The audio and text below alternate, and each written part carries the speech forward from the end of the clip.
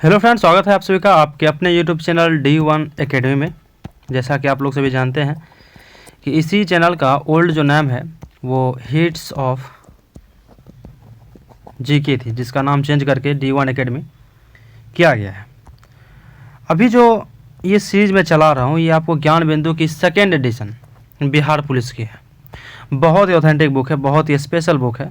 जो भी छात्र ज्ञान बिंदु कि बुक से अगर तैयारी करना चाहते हैं बिहार पुलिस के, तो उनका अच्छे से तैयारी हो जाएगा। बिहार पुलिस हो चाहे बिहार मद्य निषेध हो, अभी तो यही दोनों की एग्ज़ाम अगर बिहार लेवल पे आपको मिलने वाली है डिफेंस लाइन में, तो इन दोनों की तैयारी के लिए आप ये बुक पढ़ सकते हैं। सिलेबस दोनों का सेम है, बस होता क्या है कि ये जो है मद्य निषेध में थोड़ा सी आपकी मैथ क्वेश्चन 10 क्वेश्चन रहता है, बाकी जीके जीएस तो आपके यही से हो जाएगा कवर। तो ये किताब आपको ख़त्म करना बहुत ही ज़रूरी है। जो भी छात्र अगर तैयारी करते हैं बिहार पुलिस बिहार मद्य निषेध का, टोटल इसमें 63 सेट है, ठीक है, 63 सेट है और सेट 1 की क्लास हो चुकी है। और इसी तरह से हम सब 63 सेट तक चलेंगे और एक दिन में 2-2 सेट कवर करते हुए चलेंगे।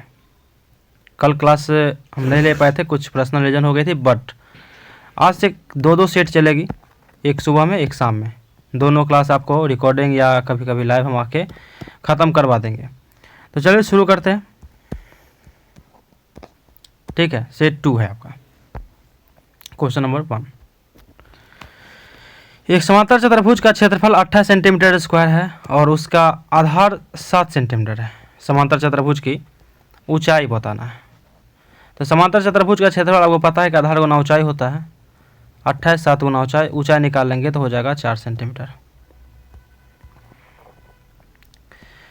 यदि बिंदु 3 4 समीकरण 3y ax + 7 के आलेख पर स्थित है तो a का मान होगा 3y बराबर ax + 7, y का मान 4 तथा x का मान 3 रखने पर हो जाएगा कितना, 3 × 4 a × 3 + 7, तो a का हो जाएगा 5/3 5/3।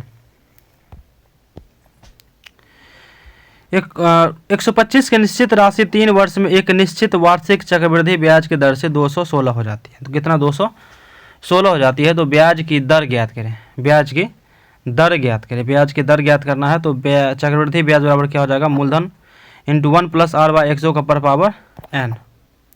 216 125 × 1 + r/100 का पर पावर n हो जाएगा। तो इस तरह से 6/5 = 1 + r/100 हो जाएगा और यहाँ से आपको फॉर्मूला निकल जाएगा 20%, ठीक है। क्वेश्चन नंबर 4,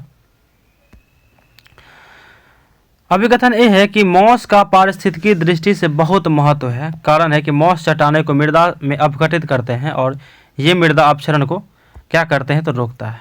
क्या करता है, तो रोकता है। इसका ऑप्शन ए हो जाएगा कि दोनों ए और सही है, आर ए की सही स्पष्टीकरण है। अब देखना है कि लाइकेन यानी मॉस हमारे लिए अपने अगणित गुणों के कारण बड़े उपयोगी हैं। ये वनस्पति और उचित भूमि निर्माण के आविष्कर्ता हैं। कड़ी और नंगी चट्टानों पर उगने वाली पहली वनस्पति परपटियम लाइकेन है। कौन है, तो परपटियम लाइकेन। परपटीय लाइकेन अपने द्वारा निर्मित अम्लों की सहायता से चट्टान के लाभों को अपने अवशिष्ट के साथ मिलाकर एक प्रकार की क्या करते हैं, तो मिट्टी बनाते हैं। एक प्रकार की मिट्टी बनाते हैं। एक चटकीला नीला रंग ऑर्किल, रॉकसेला और लेकानोरा नामक लाइकेन से प्राप्त होता है। लेकानोरा नामक लाइकेन से प्राप्त होता है। भोजन के रूप में प्रयुक्त शैवाल अल्बा, लेमिनेरिया, फोराफाइरा, सरगासन, नॉक्सटॉक, ये सभी आदि हैं। आगे देखते हैं। औषधि बनाने में प्रयुक्त शैवाल की बात करें तो कोलेरेला से कोलोडेलिन नामक प्रतिजैविक एवं लेमिनेरिया से टिंचर आयोडीन बनाई जाती है। टिंचर आयोडीन बनाई जाती है। मृदा को अनवीकरणीय संसाधन भी माना जाता है। किसको, तो मृदा को अनवीकरणीय संसाधन भी माना जाता है।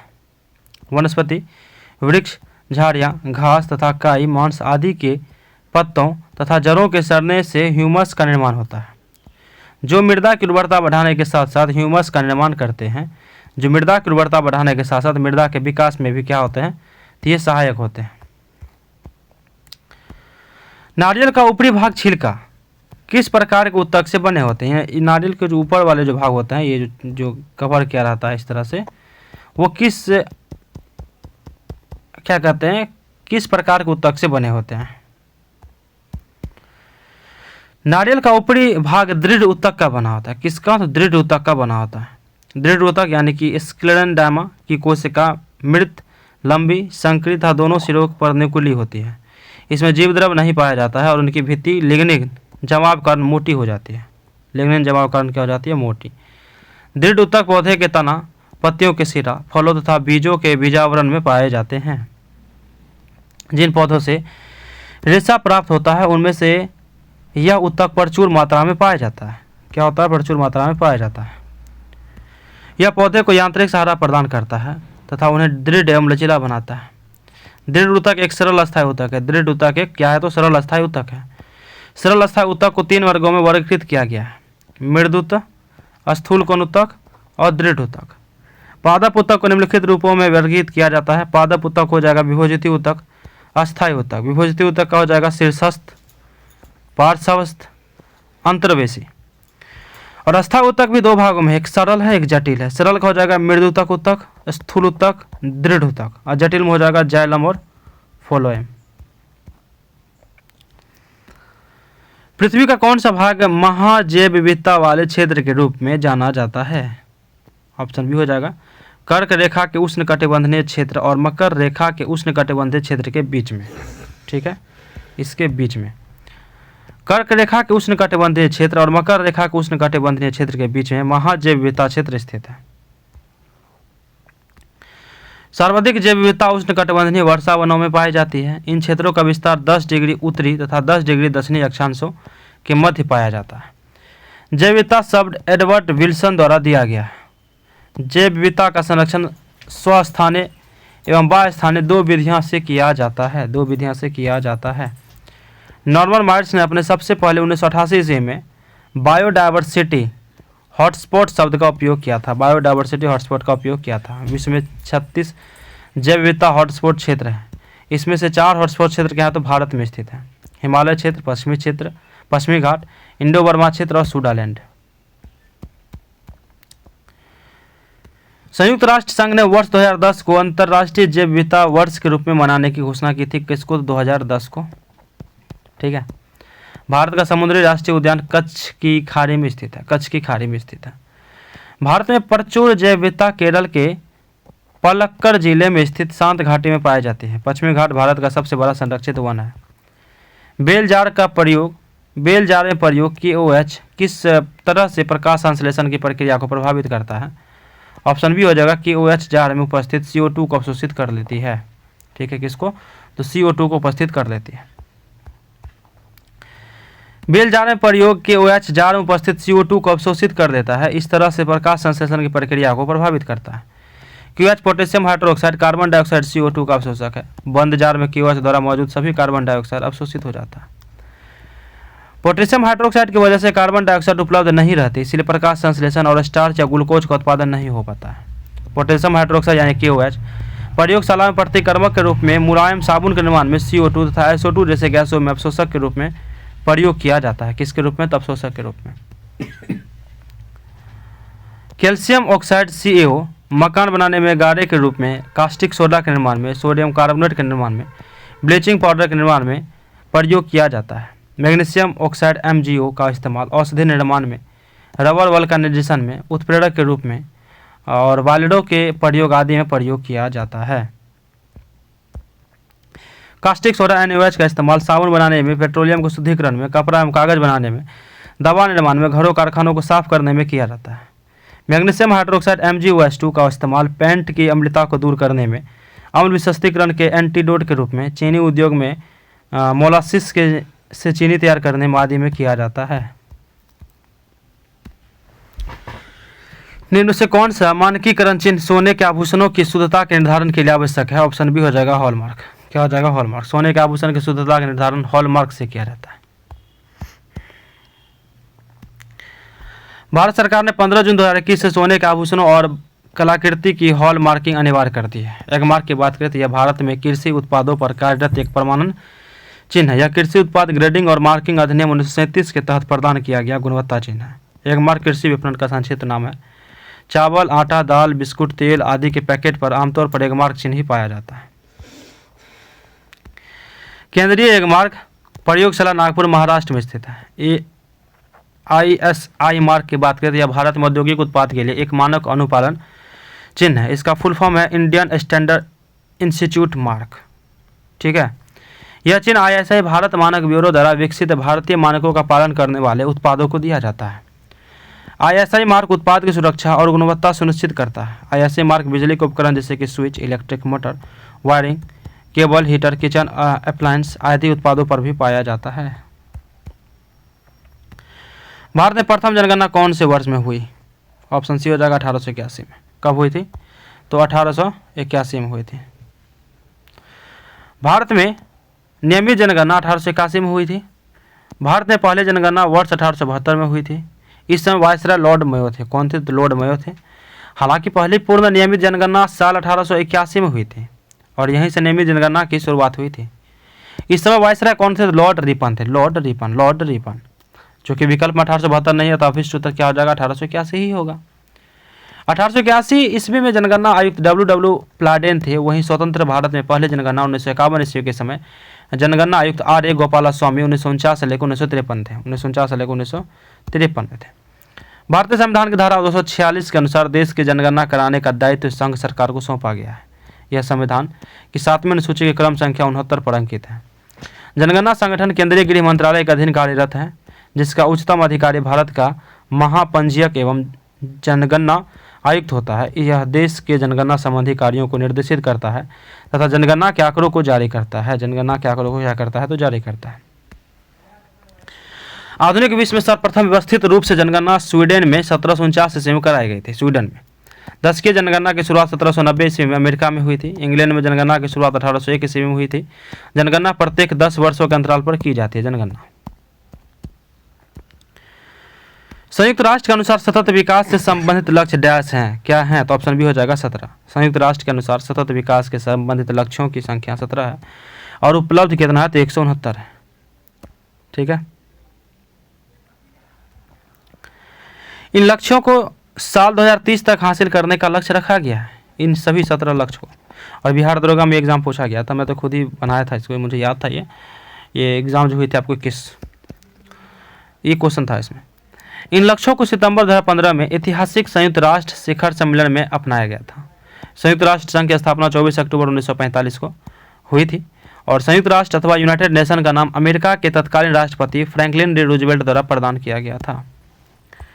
संयुक्त राष्ट्र संघ के निम्न 6 अंग हैं। कितने 6 अंग हैं? महासभा, सुरक्षा परिषद, आर्थिक एवं सामाजिक परिषद, न्यास परिषद, अंतर्राष्ट्रीय न्यायालय और सचिवालय। संयुक्त राष्ट्र के कुल सदस्यों की संख्या वर्तमान में कितना है? तो 193 है। निम्नलिखित में शुद्ध शब्द छांटिए।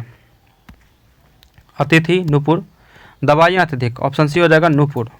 नुपुर शब्द के वर्तनी शुद्ध है, जिसका अर्थ है घुंघरू। कुछ अन्य शब्दों को देखें जिनके शुद्ध व अशुद्ध दोनों रूपों में चर्चा की गई है। ये लिखा है अतहर्षिका थ दीर्घिकार अतिथि, लेकिन शुद्ध ऐसे होगा अतहर्षिका थ दीर्घिकार। नुपुर, नुपुर में जगह इस तरह से नुपुर लिखा जाएगा। अर्चना, अर्चना में छोटी न हो जाएगा। चरण में मुधंद न हो जाएगा। त्योहार में एक ही होगा ओकर।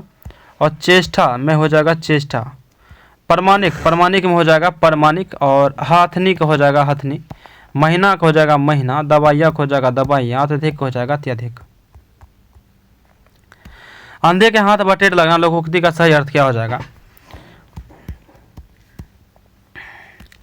संयोग से अयोग अनारी के सफलता मिलना। कुछ अन्य महत्वपूर्ण लोकोक्ति एवं कहावतें इस प्रकार है। इस हाथ दे उस हाथ ले, कर्मों का फल शीघ्र पाना, एक पंथ दो काज, एक नहीं दो लाभ होता है, मानो तो देव नहीं तो पत्थर, विश्वास ही फलदायक होते हैं, चूहे घर में दंड पेलते हैं, अभाव ही अभाव है, नीम हकीम खतरे जान, अयोग्य से हानि होना, देसी मुर्गी बिलायती बोल, बेमेल कामों करना, बंदर क्या जाने अदरक का स्वाद, मूर्ख गुण की कद्र नहीं जानना, मुंह में राम बगल में छुरी, कपटी, काला अक्षर भैंस बराबर निरा अनपढ़ हो जाएगा।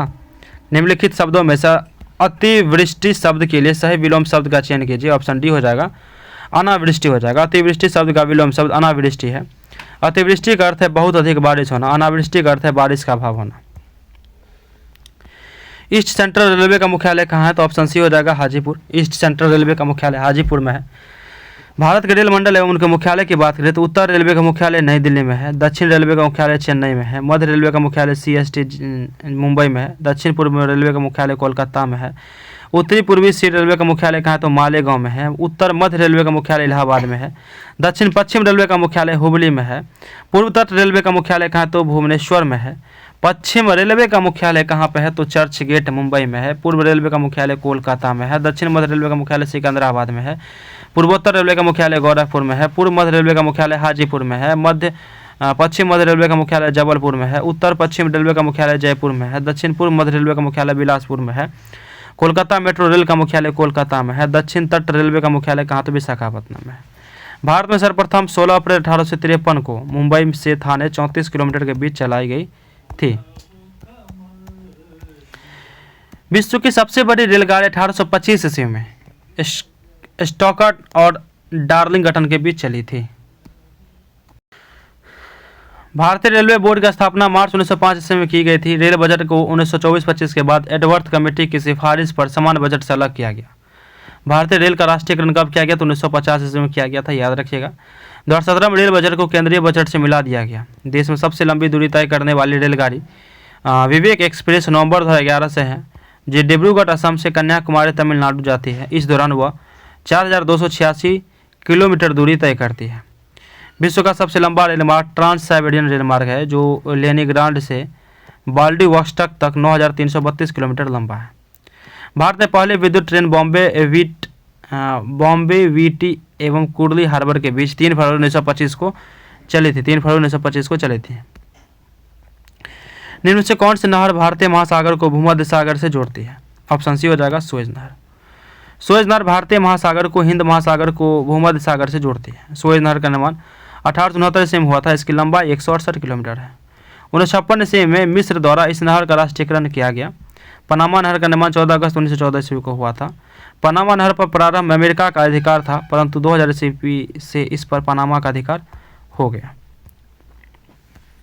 विश्व की प्रमुख नहरें की बात करें, सू नहर कहाँ है? तो संयुक्त राज्य अमेरिका में है। सुपीरियर झील को ह्यूरन झील से जोड़ती है। कील नहर ये जर्मनी में है। उत्तरी सागर को बाल्टिक सागर से जोड़ती है। पनामा नहर ये कहाँ है? पनामा में है। कैरेबियन सागर और प्रशांत महासागर को जोड़ती है। केपी नहर कहाँ है? तो भारत में है। आंध्र प्रदेश और तमिलनाडु के बीच में है। ईरी नहर संयुक्त राष्ट्र अमेरिका में है। ईरी और मिशिगन झील को जोड़ती है। गोटा नहर स्वीडन में है। स्टॉकहोम और गुटेनबर्ग के बीच में है। राष्ट्रीय जलमार्ग नंबर 2 किस नदी पर पड़ता है? ऑप्शन डी हो जाएगा ब्रह्मपुत्र। राष्ट्रीय जलमार्ग नंबर 2 ब्रह्मपुत्र नदी पर स्थित है। वर्ष 1988 में घुबड़ी से सदिया तक 891 किलोमीटर मार्ग को राष्ट्रीय जलमार्ग संख्या 2 घोषित किया गया था। घुबड़ी ब्रह्मपुत्र नदी पर पहला बड़ा टर्मिनल है। राष्ट्रीय जलमार्ग 2 पांडु बंदरगाह सबसे बड़े एवं सबसे महत्वपूर्ण बंदरगाह है। राष्ट्रीय जलमार्ग अधिनियम 2016 के अनुसार अभी तक 111 जलमार्गों को राष्ट्रीय जलमार्ग घोषित किया गया है।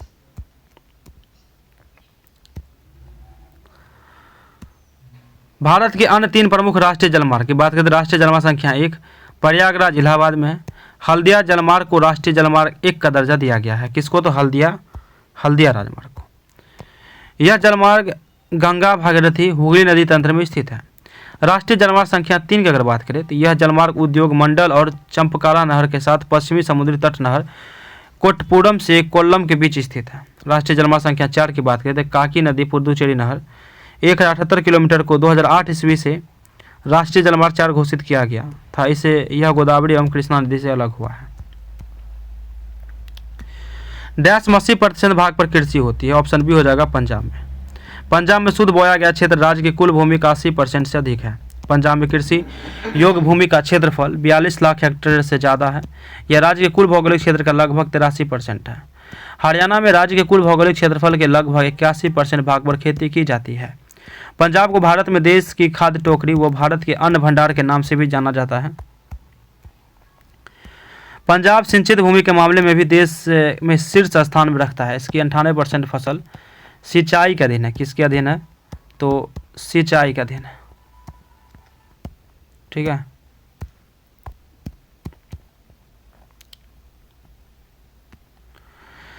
इसको मिलान करना है। इसका ऑप्शन बी हो जाएगा।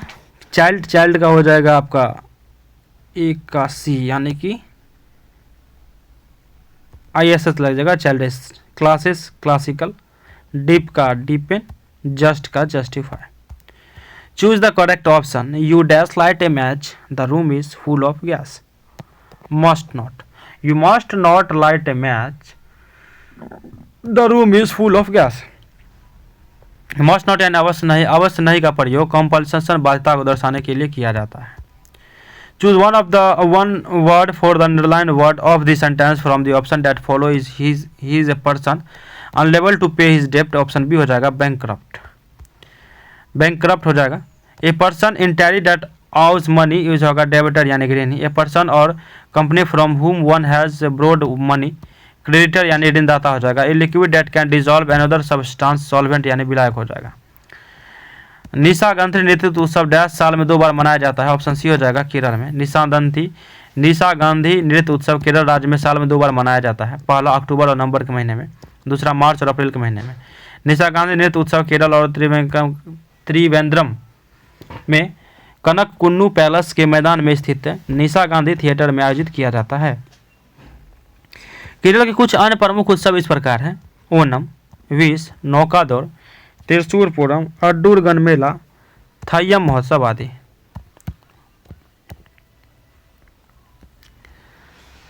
असम में बिहू त्योहार भी साल में 2 बार मनाया जाता है, पहला अप्रैल में और दूसरा अक्टूबर में। नवरात्रि का त्यौहार भी वर्ष में 2 बार मनाया जाता है, पहला चैत्र नवरात्रि, दूसरा शारदीय नवरात्रि। महामस्तकाभिषेक जैनियों का एक प्रमुख उत्सव है जो प्रत्येक 12 वर्ष में 1 बार मनाया जाता है। नमक लेबारा ओडिशा में, जमाई षष्ठी पश्चिम बंगाल में, सागा दावा सिक्किम में, हम्पी उत्सव विजय उत्सव कर्नाटक में, उगादी आंध्र प्रदेश और तेलंगाना में। बिहार सरकार द्वारा इको टूरिज्म को बढ़ावा देने हेतु कन्वेंशन सेंटर कहाँ स्थापित किया जा रहा है? ऑप्शन बी हो जाएगा वाल्मीकि टाइगर रिजर्व में। वाल्मीकि टाइगर रिजर्व में बिहार सरकार द्वारा इको टूरिज्म को बढ़ावा देने हेतु कन्वेंशन सेंटर स्थापित किया जा रहा है। वाल्मीकि टाइगर रिजर्व पश्चिम चंपारण स्थित है। वाल्मीकि टाइगर रिजर्व को वर्ष 1990 में बाघ अभ्यारण्य का दर्जा दिया गया था। वाल्मीकि टाइगर रिजर्व देश का 18वां बाघ एवं बिहार का एकमात्र बाघ अभ्यारण्य है। रणथंबोर नेशनल पार्क कहाँ है? तो राजस्थान में है। गौतम बुद्ध वाइल्ड लाइफ है, ये कहाँ? तो गया सेक्वेरियम है। सरिस्का टाइगर रिजर्व कहाँ? तो ये भी राजस्थान में। संविधान के किस अनुच्छेद के अंतर्गत बिहार उच्च न्यायालय को बंदी प्रतिक्षरण की रीट जारी करने की शक्ति प्राप्त है? ऑप्शन बी हो जाएगा 226। संविधान के अनुच्छेद 226 के अंतर्गत उच्च न्यायालय को रीट जारी करने की शक्ति प्राप्त है। अनुच्छेद 226 के अंतर्गत उच्च न्यायालय राज्य क्षेत्रों के भीतर बंदी प्रत्यक्षीकरण, परमादेश, प्रतिषेध, अधिकार परीक्षा और उत्प्रेषण रीट जारी करती है। उल्लेखनीय है कि सर्वोच्च न्यायालय उपरोक्त रीट अनुच्छेद 32 के तहत जारी करता है। उच्च न्यायालय और सर्वोच्च न्यायालय रीट जारी करने के शक्ति के मध्य अंतर है। उच्च न्यायालय और सर्वोच्च न्यायालय की बात करें तो राज्यों की सीमाओं के अंतर, ठीक है। उच्च न्यायालय में अन्य प्रयोजन के लिए भी मूल अधिकार के प्रबंधन के अलावा सर्वोच्च न्यायालय में संपूर्ण देश में केवल मूल अधिकारियों के प्रवर्तन के लिए, ठीक है। राज्यों की सीमा में अंतर है, अंदर संपूर्ण देश में यहाँ पे हो जाएगा। आगे देखते हैं। अनुच्छेद 226 द्वारा प्रदत्त उपचार मूल अधिकार नहीं है किसको? उच्च न्यायालय को, लेकिन स्वयं से एक मूल अधिकार है सर्वोच्च न्यायालय को। अनुच्छेद 220 क्या कहता है? अस्थायी न्यायाधीश रहने के पश्चात विधि व्यवसाय पर निर्बंधन। 225 कहता है कि विद्यमान उच्च न्यायालयों की अधिकारिता से संबंधित है। 227 कहता है कि सभी न्यायालयों के अधीनस्थ की उच्च न्यायालय की शक्तियाँ। स्पोर्ट स्टार SES पुरस्कार समारोह में घोषित स्पोर्ट्समैन ऑफ द ईयर 2024 कौन है? Mohammed Shami. Sports year ASI पुरस्कार sportsman of the year 2024 Mohammed Shami को दिया गया है। मोहम्मद शमी 2023 वनडे क्रिकेट विश्व कप में सबसे ज़्यादा विकेट 24 लेने वाले गेंदबाज थे। स्पोर्ट स्टार ACES पुरस्कार का 6ठा संस्करण 24 श्रेणियों में दिया गया। Sports woman of the year 2024 व्यक्तिगत पुरस्कार शतरंज खिलाड़ी R वैशाली को दिया गया। रोहन बोपन्ना एक भारतीय टेनिस खिलाड़ी है। ये ATP के 1000 मास्टर्स खिताब जीतने वाले सबसे उम्रदराज खिलाड़ी हैं। गौरव खन्ना एक भारतीय टेलीविजन अभिनेता और मॉडल है। मेवलाल साहू एक भारतीय फुटबॉलर थे। हाल ही में रुद्रम 2 मिसाइल का परीक्षण किया गया। इस मिसाइल की मारक प्रकृति है। ऑप्शन डी हो जाएगा हवा से सतह तक। रुद्रम 2 मिसाइल हवा सतह तक मार करने वाली एक हाइपरसोनिक मिसाइल है। यह एक एंटी रेडियम यह एक एंटी रेडिएशन मिसाइल है जिसे भारतीय वायुसेना के सुखोई 30 MKI फाइटर जेट से लॉन्च किया गया था। रुद्रम 2 मिसाइल का परीक्षण DRDO ने ओडिशा के चांदीपुर तट पर किया और इसकी मारक क्षमता 300 किलोमीटर तक। कितनी है? 300 किलोमीटर तक। DRDO के द्वारा लंबी दूरी में ग्लाइड बस LRGV गौरव का पहला सफल परीक्षण किया गया। इसे हैदराबाद स्थित अनुसंधान केंद्र इमारत RCI द्वारा विकसित किया गया। चेन्नई स्थित अग्निकुल कॉस्मोस ने दुनिया की पहले 3D प्रिंटेड रॉकेट अग्निबाण को आंध्र प्रदेश के श्रीहरिकोटा से सफलतापूर्वक प्रक्षेपित किया। सफलतापूर्वक। बिहार के किस जिले में निकरिस पंप नहर योजना के निर्माण की घोषणा की गई है? ठीक है, बिहार के किस जिले में निकरिस पंप नहर योजना की निर्माण की घोषणा की गई है? ऑप्शन डी हो जाएगा बक्सर। बक्सर जिले में निकरिस पंप नहर योजना के निर्माण की घोषणा की गई है। बक्सर जिले के राजपुर क्षेत्र में 2700 हेक्टेयर भूमि पर खेती को सरल बनाने के लिए कर्मनाशा पंप कैनाल का निर्माण किया जा रहा है। तेल और प्राकृतिक गैस निगम ONGC ने समस्तीपुर में कुआं खोदने की योजना बनाई है। समस्तीपुर में निम्नलिखित में से कौन सी बहुकेंद्रीय मांसपेशी है? ऑप्शन ए हो जाएगा कंकाल मांसपेशी। कंकाल मांसपेशी बहुकेंद्रीय मांसपेशी है। कंकाल की मांसपेशी धारीदारी बहुकेंद्रीय तंतुओं के समानांतर बंडलों से बनी होती है। समांतर बंडलों से बनी होती है। वे मांसपेशी जो बिना सचेत नियंत्रण के सिकुड़ती है अनैच्छिक मांसपेशी कहलाती है, जैसे कि हृदय की मांसपेशी। सबसे मजबूत मांसपेशी जबड़े की होती है, याद रखिएगा। सबसे मजबूत जो है आपको जबड़े की होती है। हृदय की पेशियां बेलनाकार, शाखित और एकल केंद्रक होती है। एकल केंद्रक पेशियां रेखित, अरेखित एवं हृदय 3 प्रकार की होती है। मानव शरीर में 639 मांसपेशियां पाई जाती है। आरेखित या अनैच्छिक पेशी इनका संकुचन इच्छाहीन नहीं होता, जैसे कि आइरिस, विल्सन, मूत्राशय तथा रक्तवाहिनी। रेखित या ऐच्छिक पेशी ये जंतु के कंकाल से संबंध रहती है और इनमें ऐच्छिक गति होती है। यह बाह यानी आर्म पर गर्दन आदि पाई जाती है। मांसपेशी में एक्सटिन और माइसिन नाम के सिकुड़ने वाले प्रोटीन बने होते हैं जो गति के कारण बनते हैं। किसके कारण बनते हैं? तो गति के। एगेरिकस की कोशिका भित्ति बनी होती है। ऑप्शन सी हो जाएगा काइटिन की। एगेरिकस यानी कि मशरूम कवक की कोशिका भित्ति काइटिन की बनी होती है। काइटिन एक जटिल संकरा है। सेल्यूलोज के बाद सबसे प्रचुर मात्रा में पाया जाने वाला पॉलीसेकेराइड है। कोशिका भित्ति कोशिका झिल्ली के ठीक बाहर पाए जाने वाले एक कठोर बाहरी परत होती है जो कोशिका की संरचनात्मक सहायता, आकार और सुरक्षा प्रदान करती है। कोशिका भित्ति पादप, जीवाणु और कवक की कोशिकाओं में पाई जाती है। जंतु कोशिका में कोशिका भित्ति नहीं पाई जाती है। जंतु कोशिका में पादप कोशिका भित्ति मुख्य रूप से सेल्यूलोज की बनी होती है। जीवाणु कोशिका भित्ति पेप्टियोग्लाइकेन की बनी होती है। मान निकाले, इसका वैल्यू निकालना है, आराम से निकाल लेंगे, हर का परमयीकरण करेंगे। 1 + cos θ / 1 - cos θ multiply 1 + cos θ / 1 + cos θ under root 1 + cos square theta cos square 1 + cos θ square -1 by 1 - cos square equal to हो जाएगा, तो स्क्वायर रूट उड़ जाएगा। 1 + cos θ / sin θ तो 1/sin हो जाता है आपको cosec और cos/sin हो जाएगा cot। 14 सेंटीमीटर त्रिज्या वाले वृत्त का क्षेत्रफल निकाले। 14 सेंटीमीटर त्रिज्या वाले आर हो जाएगा 616 सेंटीमीटर स्क्वायर। ठीक है, वृत्त का क्षेत्रफल पाई होता है। वृत्त का क्षेत्रफल 14 सेंटीमीटर त्रिज्या वाले तो पाई r स्क्वायर होता है, सॉरी वृत्त का क्षेत्रफल तो r स्क्वायर हो जाएगा। प्रगति 2024 पहल किस क्षेत्र में सहयोगात्मक अनुसंधान और नवाचार बढ़ाने के लिए केंद्रित है? ऑप्शन सी हो जाएगा आयुर्वेद। ये उतना इंपॉर्टेंट नहीं है करंट अफेयर, क्योंकि ये पूछेगा नहीं, क्योंकि 2024 का है। प्रगति 2024 पहल आयुर्वेद के क्षेत्र में सहयोगात्मक अनुसंधान और नवाचार को बढ़ावा देने के लिए केंद्रित है। प्रगति 2024 केंद्रीय आयुर्वेदीय विज्ञान अनुसंधान परिषद CCRS के एक पहल है। प्रगति 2024 का उद्देश्य अनुसंधान के अवसरों का पता लगाना और CCRS और आयुर्वेद दवा उद्योग के बीच सहयोग को बढ़ावा देना है। CCRS आयुष मंत्रालय का आयुर्वेद, योग और प्राकृतिक चिकित्सा, यूनानी सिद्ध और होम्योपैथियों का एक स्वायत्त निकाय है। ए हेल्प पहल यानी कि महिलाओं को स्वास्थ्य और पशुपालन उत्पादन के विस्तार के लिए मान्यता प्राप्त एजेंट के रूप में शामिल कर उन्हें सशक्त बनाना है। और मत्स्य संबंधित मंत्रालय की बात करें तो इसमें ए हेल्प पहल में मत्स्य पालन, पशुपालन, डेयरी मंत्रालय, ग्रामीण विकास मंत्रालय की संयुक्त पहल है। अग्नि पहल की अगर बात करें तो अग्नि पहल आयुर्वेद ज्ञान नैपुण्य पहल है। आयुर्वेद के व्यवहारिक प्रथाओं के वैज्ञानिक सत्यापन के साथ मुख्य धारा में लाना। केंद्रीय आयुर्वेदिक विज्ञान अनुसंधान परिषद आयुष मंत्रालय इसके जुड़े हुए हैं। 75/25 पहल ये क्या है, तो रक्तचाप तथा मधुमेह पीड़ित लोगों के स्वास्थ्य संबंधित है यह पहल, और केंद्रीय स्वास्थ्य मंत्रालय के द्वारा यह चलाया जाता है। मेडटेक पहल ये क्या है, तो एक ऐसा मंच जो युवा प्रतिभाओं को उनके शोध, ज्ञान, तर्क आदि को अंतिम रूप व नियामक मंजूरी दिलाने में मदद करेगा। स्वास्थ्य एवं परिवार कल्याण मंत्रालय से जुड़ा हुआ है।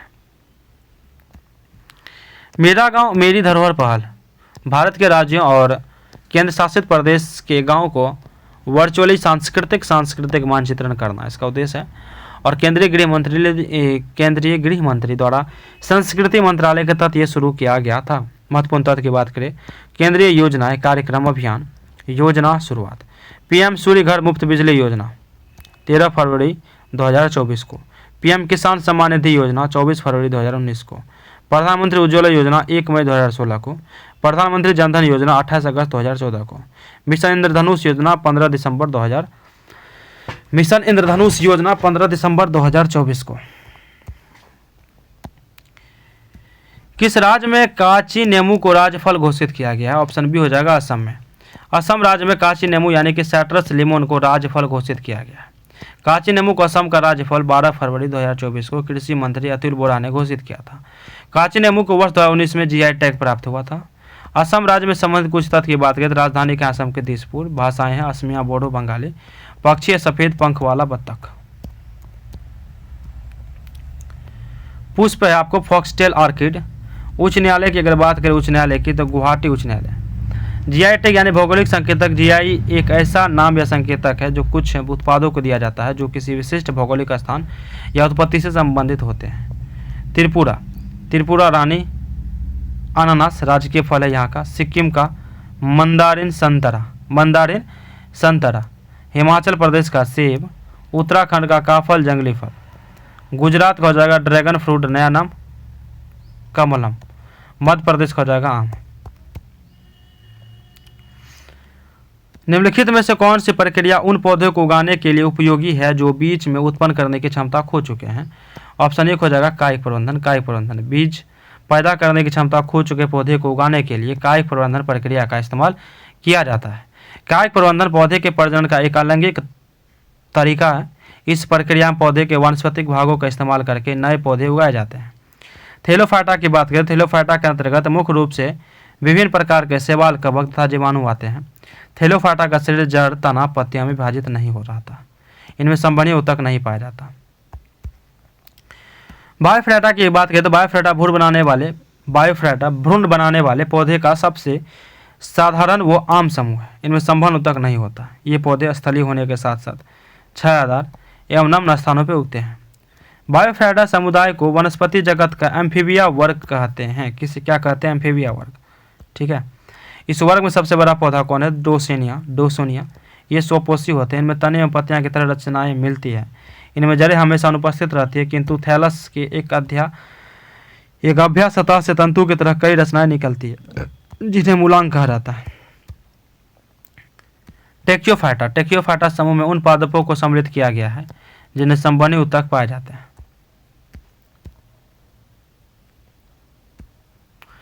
नग्न बीज इनमें मिलते हैं। ऑप्शन ए हो जाएगा जिम्नोस्पर्म।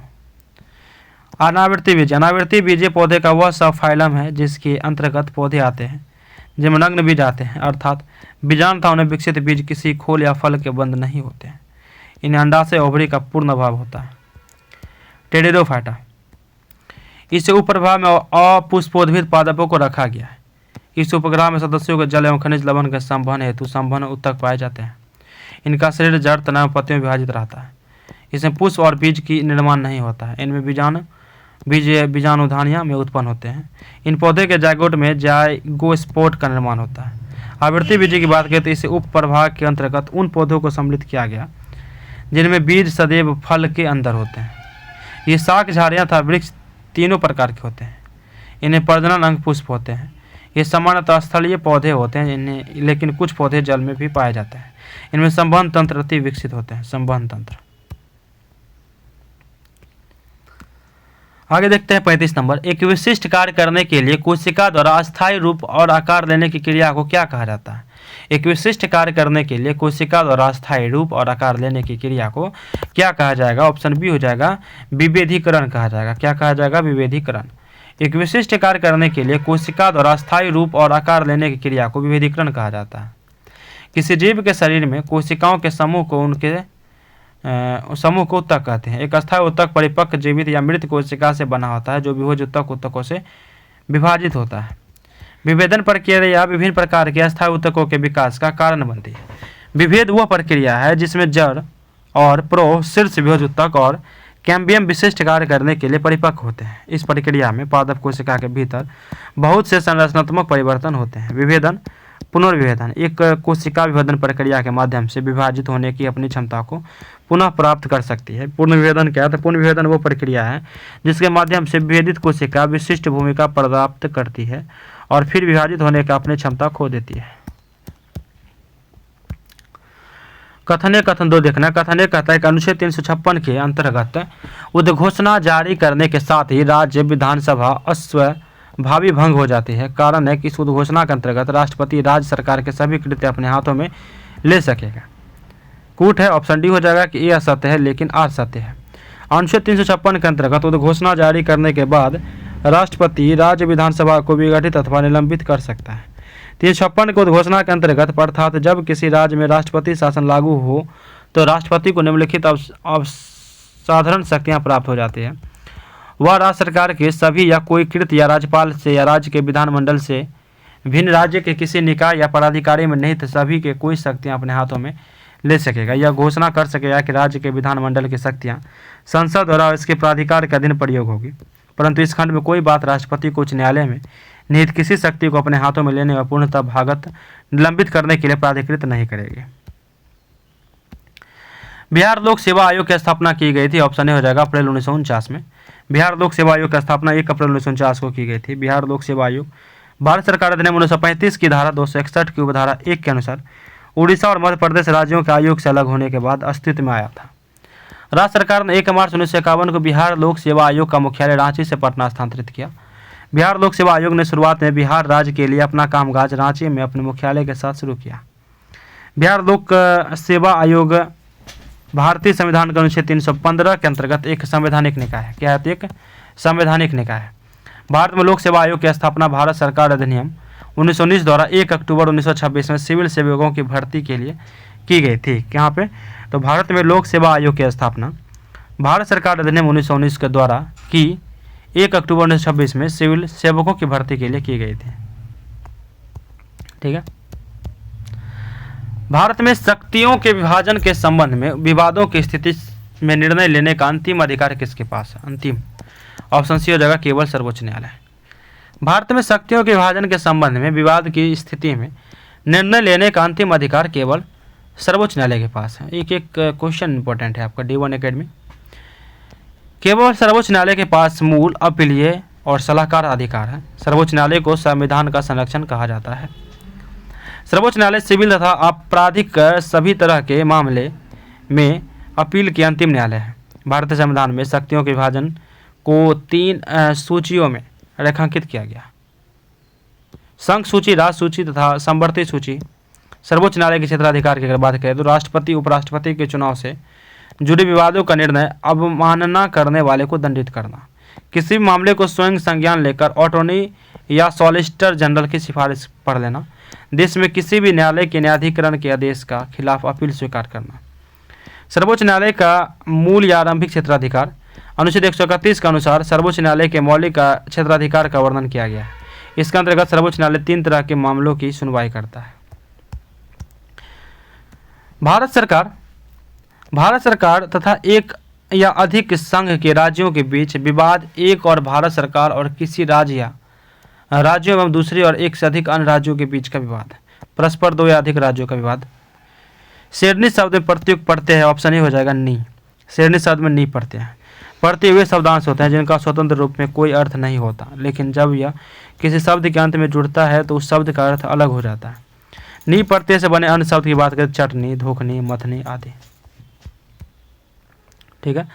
गद्यांश है आपका, गद्यांश की बेटी बचाओ बेटी पढ़ाओ एक योजना है जिसका अर्थ है कि कन्या शिशुओं को बचाना, उन्हें सुरक्षा प्रदान करना, उन्हें शिक्षित बनाना।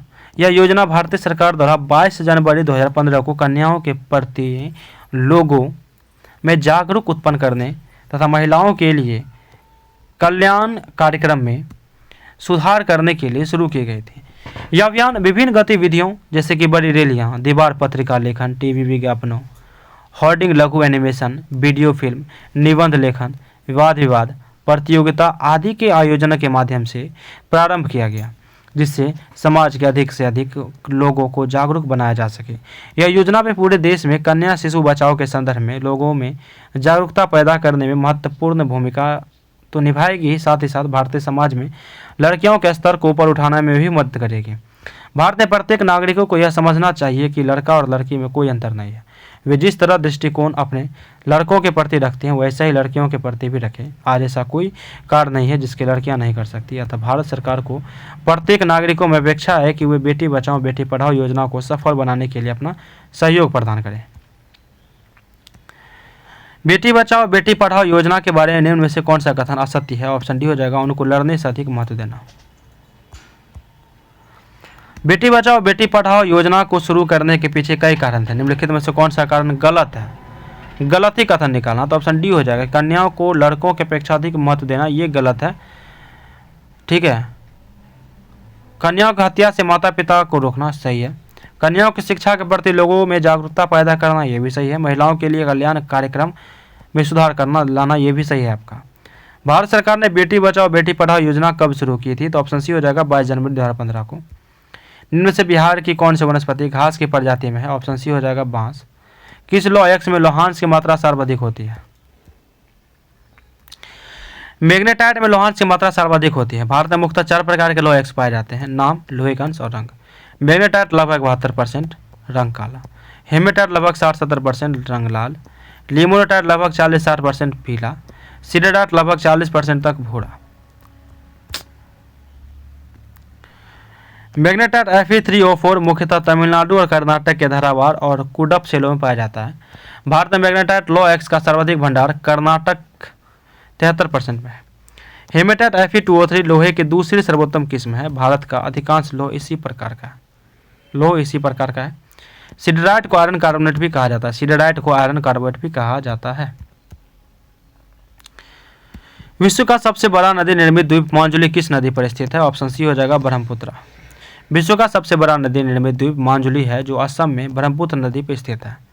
27 जून 2016 को सर्बानंद सोनोवाल तत्कालीन मुख्यमंत्री ने मांजुली को असम का 33वां जिला घोषित किया था। मांजुली भारत का एकमात्र द्वीपीय जिला है इसका क्षेत्रफल 483 वर्ग किलोमीटर है। ब्रह्मपुत्र नदी मानसरोवर झील के पास कैलाश श्रेणी के चमैंगडुंग से निकलती है। कहाँ से? तो चमैंगडुंग से। ब्रह्मपुत्र नदी को तिब्बत में सांगपो, अरुणाचल प्रदेश में दिहांग, असम में ब्रह्मपुत्र, बांग्लादेश में जमुना के नाम से जाना जाता है। ब्रह्मपुत्र विश्व की सबसे लंबी नदी में से एक है, जो गंगा नदी के साथ मिलकर विश्व का बड़ा नदी डेल्टा सुंदरबन डेल्टा बनाती है। राष्ट्रीय जलमार्ग संख्या 2 को सादिया से घुबड़ी तक ब्रह्मपुत्र नदी पे बनाया गया है।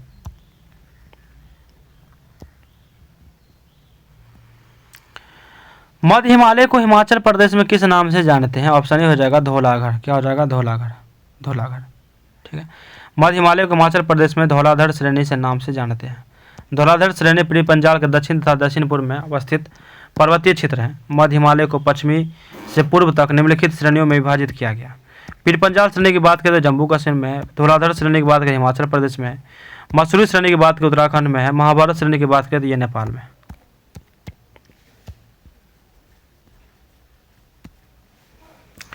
मध्य हिमालय को लघु हिमालय, महाभारत श्रेणी तथा हिमाचल प्रदेश के नाम से जाना जाता है। मध्य हिमालय की बात करें तो मेन सेंट्रल ट्रस्ट MCT द्वारा बृहद हिमालय से तथा मेन बाउंड्री फॉल्ट MBF द्वारा बाह्य हिमालय से अलग होता है। सौरमंडल का सबसे बड़ा बृहद ग्रह है, ऑप्शन बी हो जाएगा, गुरु बृहस्पति यानी कि जुपिटर। बृहस्पति सौरमंडल का सबसे बड़ा बृहद ग्रह है। यह सबसे भारी ग्रह भी है तथा सूर्य से दूरी के क्रम में यह 5वें स्थान पर है। बृहस्पति ग्रह की खोज गैलीलियो ने किया था। किसने? तो गैलीलियो ने। यह सूर्य की परिक्रमा लगभग 12 वर्ष में पूरा करता है तथा अक्ष पर लगभग 9 घंटे 56 मिनट में एक चक्कर लगाती है। इसके बड़े आकार के कारण इसे तारा सदृश ग्रह भी कहा जाता है। इसे मास्टर ऑफ गॉड्स की उपमा भी प्रदान की गई है। गैनीमेड, कैलिस्टो, आयो तथा यूरोपा बृहस्पति के प्रमुख उपग्रह है तथा गैनीमेड सौरमंडल का सबसे बड़ा उपग्रह है। बृहस्पति का पलायन वेग 59.6 किलोमीटर सेकेंड सौरमंडल के अन्य सभी ग्रहों का सबसे क्या है तो अधिक है। पृथ्वी का पलायन वेग 11.2 किलोमीटर प्रति सेकेंड है, 11.2। भारत में कृषि से संबंधित गतिविधियों को ऋण पर वितरण करने का कौन से बैंक संस्था सर्वोच्च हिस्सा रखती है? ऑप्शन सी हो जाएगा वाणिज्यिक बैंक। भारत में कृषि एवं संबंधित गतिविधि को ऋण का वितरण करने में वाणिज्यिक बैंक सर्वोच्च हिस्सा रखती है। क्षेत्रीय ग्रामीण बैंक की बात करें, इसकी स्थापना इंदिरा गांधी की सरकार के कार्यकाल के दौरान ग्रामीण ऋण पर नरसिम्हन समिति की सिफारिश के पश्चात 2 अक्टूबर 1975 को की गई। किसान क्रेडिट कार्ड KCC योजना वर्ष 1998 में शुरू की गई थी।